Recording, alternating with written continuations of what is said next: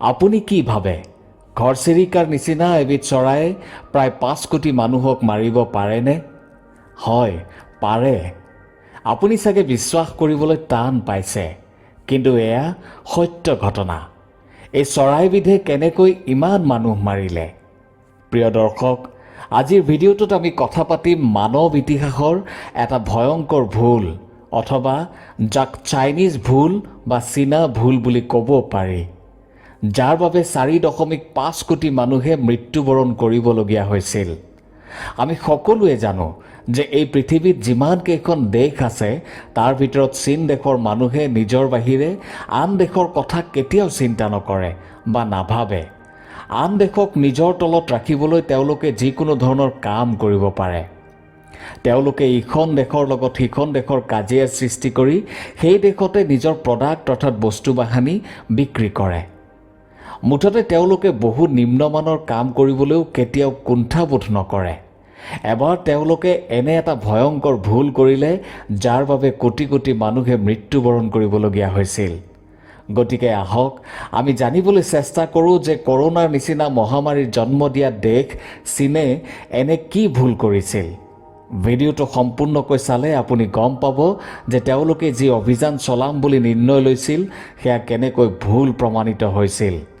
অভিযানটোৰ পৰিণতি আছিল অতি ভয়াৱহ, আৰু সেই অভিযানটোৰ নাম আছিল দ্য গ্ৰেট স্পেৰো কেম্পেইন বা 4টা কীট পতংগৰ অভিযান। চীন দেশত এই অভিযানটো আৰম্ভ হৈছিল 1958 চনত। সেই সময়ত চীন দেশৰ পিপলছ ৰিপাব্লিকৰ সংস্থাপক আছিল মাও জেডং। সেই সময়ত চীন দেশৰ অৰ্থনীতি আছিল কৃষি প্ৰধান। সেয়েহে মাও জেডঙে এই অৰ্থনীতি উন্নত কৰি ঔদ্যোগিক আৰু আধুনিক অৰ্থব্যৱস্থালৈ পৰিৱৰ্তন কৰিব বিচাৰিছিল। মাও জেডং, যাক চেয়াৰমেন মাও বুলিও মানুহে জানিছিল, 1949 চনৰ পৰা 1976 চনৰ মৃত্যুৰ আগলৈকে তেওঁ দেশখনক নেতৃত্ব দিছিল। সেই সময়ত চীনা কমিউনিষ্ট পাৰ্টিৰ অধ্যক্ষ হিচাপেও কাৰ্যনিৰ্বাহ কৰিছিল। তেওঁৰ তত্ত্ব, সামৰিক কৌশল আৰু নীতি মাওবাদ নামেৰে জনাজাত। অসমীয়াত কথা এষাৰ আছে যে হস্তিৰো পিছলে পাওঁ, সজ্জনৰো বুৰে নাও। অৰ্থাৎ ভুলটো সকলোৱে কৰে, তেওঁ যিমানেই জ্ঞানী নহওক। সেই সময়ত গ্ৰেট ব্ৰিটেইনৰ অৰ্থব্যৱস্থা বিশ্বৰ ভিতৰত সকলোতকৈ উন্নত আছিল। তাৰ পিছতে আমেৰিকা।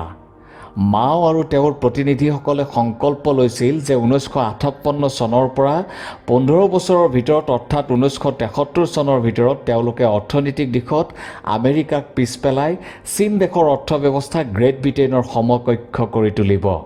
আৰু যদি সকলো ভবামতে হয় তেনে তেওঁলোকে এই ক্ষেত্ৰত গ্ৰেট ব্ৰিটেইনকো পিছ পেলাব পাৰিব। সকলো আয়োজন কৰা হৈছিল, পৰিকল্পনা কৰা হৈছিল, আৰু তেওঁলোকে উন্নতিৰ জখলাত বগাবলৈ আৰম্ভ কৰিছিল।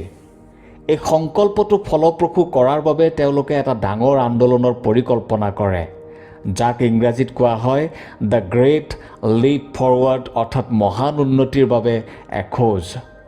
কিন্তু সময়ে অন্য কিবা এটাহে বিচাৰিছিল, যাৰ বাবে দ্য গ্ৰেট লিপ ফৰৱাৰ্ড অভিযান চীন দেশৰ ইতিহাসৰ এক ডাঙৰ ক'লা অধ্যায় হিচাপে প্ৰমাণিত হৈছিল। কোটি কোটি মানুহে ভয়ংকৰ ভোকৰ বাবে যুঁজি যুঁজি মৰিবলগীয়া হৈছিল। মাও জেডং অৰ্থাৎ মাৱে ভাবিছিল যে তেওঁলোকৰ দেশৰ উন্নতিৰ ৰহস্য তেওঁলোকৰ দেশৰ বৰ্ধিত জনসংখ্যাৰ মাজতে লুকাই আছে। যদি এই বৰ্ধিত জনসংখ্যাক সংগঠিত পদ্ধতিৰে বিকশিত কৰা হয় তেন্তে সামাজিক আৰু আৰ্থিক পৰিৱৰ্তন দেখা পোৱা যাব। ইয়াৰ উপৰি শস্যৰ উৎপাদন বঢ়াব পৰা যাব, যাৰ বাবে যথেষ্ট কৃষিভূমিৰ আৱশ্যক আছিল। সেয়েহে উৎপাদন বঢ়াবলৈ কৃষিভূমিৰ ক্ষেত্ৰত চৰকাৰী নীতি প্ৰয়োগ কৰা হয়, আৰু আৰম্ভ কৰা হয় বিশ্বৰ ইতিহাসত নোহোৱা এক বিচিত্ৰ অভিযান, যাৰ নাম হৈছে 4টা কীট পতংগ অভিযান, অৰ্থাৎ 4 পেষ্ট কেম্পেইনছ। এই 4টা কীট পতংগ হৈছে ঘৰচিৰিকা, নিগনি, মাখি আৰু মহ। মাৱে কয় যে এই 4টা কীট পতংগ মানুহৰ শত্ৰু, সেয়েহে ইহঁতক মাৰি পেলাব লাগে।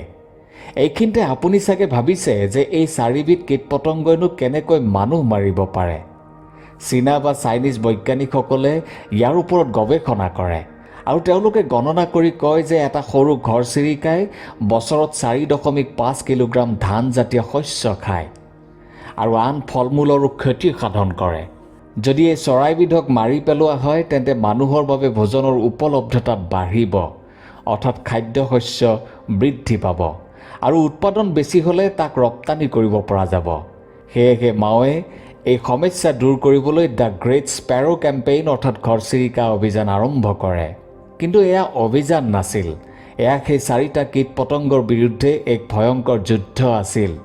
এই যুদ্ধত সৰ্বসাধাৰণ ৰাইজৰ লগতে চীন দেশৰ সৈনিকেও ভাগ লৈছিল। সকলোতকৈ বেছি ধ্যান দিয়া হয় এই নিৰ্দোষী আৰু অতি শান্ত স্বভাৱৰ ঘৰচিৰিকাৰ ওপৰত। এই অভিযানৰ যথেষ্ট প্ৰচাৰ কৰা হয়। ছাত্ৰ ছাত্ৰীৰ পৰা আদি কৰি সকলো শ্ৰেণীৰ লোকক এই অভিযানত ব্যৱহাৰ কৰা হয়। ঘৰচিৰিকা মাৰক, চীনক চমকাই তোলক, এয়া আছিল এই অভিযানৰ শ্লোগান। চীনা লোকসকলে ঢোল বজাই বজাই ঘৰচিৰিকাক আতংকিত কৰি তুলিছিল যাতে সিহঁতে ভয়তে আকাশত উৰি থাকে। ঘৰচিৰিকা ভয়তে উৰি উৰি ভাগৰি মাটিত নপৰালৈকে তেওঁলোকে ঢোল বজায় আৰু ঘৰচিৰিকা মাটিত পৰাৰ লগে লগে মাৰি পেলোৱা হয়। চীন দেশৰ মানুহে ঘৰচিৰিকাৰ বাঁহ ভাঙি দিয়ে, কণীবোৰ নষ্ট কৰে আৰু এই অভিযানৰ প্ৰথম দিনাই তেওঁলোকে প্ৰায় 2 লাখতকৈ অধিক ঘৰচিৰিকা মাৰিবলৈ সক্ষম হয়। চীন দেশৰ মানুহৰ মনত এতিয়া এয়াই প্ৰণ আছিল যে ঘৰচিৰিকাক মাৰি তেওঁলোকৰ দেশৰ অৰ্থব্যৱস্থা আমেৰিকাতকৈ ওপৰত নিয়া। এয়া কেনেকৈ সম্ভৱ সেয়া পৃথিৱীৰ আন দেশে আজিলৈ বুজা নাই। কিন্তু চীনাসকলে তেতিয়া যেন এই কথাটো খুব বুজি পাইছিল। এই অভিযানৰ ফলত প্ৰায় 2 বছৰৰ ভিতৰত চীন দেশত ঘৰচিৰিকা প্ৰায় লুপ্ত হৈ পৰিছিল। কিন্তু চীনা লোকসকল ইমানতে শান্ত হৈ বহি থকা নাছিল। তেওঁলোকে ঘৰচিৰিকাৰ লগতে আন চৰাই চিৰিকটিকো লক্ষ্য কৰি লৈছিল, যাৰ বাবে চীনত প্ৰায় সকলো ধৰণৰ পক্ষীৰ প্ৰজাতি লুপ্তপ্ৰায় অৱস্থাত আহি পৰিছিল। তেওঁলোকে ঘৰচিৰিকা অভিযানত নিশ্চয় সফল হৈছিল, কিন্তু এটা ভয়ংকৰ সমস্যাই খেদি আহিছিল আৰু সেয়া আছিল পৰিৱেশে ভাৰসাম্য হেৰুওৱা বা পৰিৱেশ অসন্তুলন সমস্যা।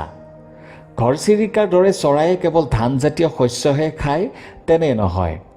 এই চৰাইবিধে কীট পতংগও খায়, যাৰ বাবে পৰিৱেশত ভাৰসাম্য বৰ্তি থাকে। ঘৰচিৰিকাৰ লগতে অন্য চৰাইবোৰ যেতিয়া চীনত নাইকিয়া হৈ পৰিল তেতিয়া বিভিন্ন ধৰণৰ কীট পতংগৰ সংখ্যা বাঢ়ি গ'ল। পিছলৈ যাক নিয়ন্ত্ৰণ কৰা বৰ কঠিন হৈ পৰিছিল।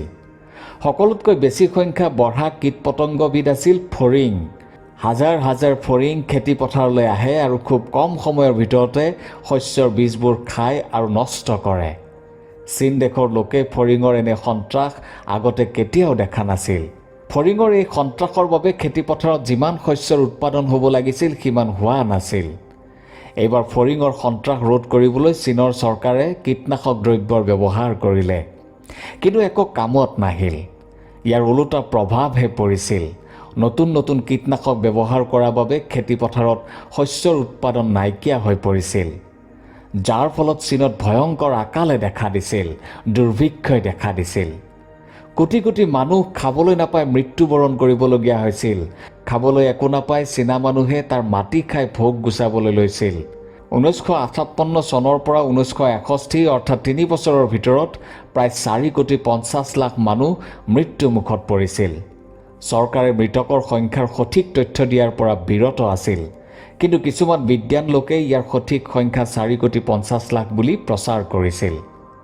এই ঘটনাটোক চীন দেশৰ ইতিহাসত মহা আকাল বুলি জনা যায়, কিন্তু চীনা চৰকাৰে ইয়াক সদায় লুকুৱাবলৈ চেষ্টা কৰি আহিছে। সেয়েহে ইয়াৰ সঠিক তথ্য উদ্ঘাটন কৰা অতি কঠিন। আজি 63 বছৰৰ পিছতো চীনা চৰকাৰে ইয়াক এক প্ৰাকৃতিক দুৰ্যোগ আছিল বুলিয়েই কয়।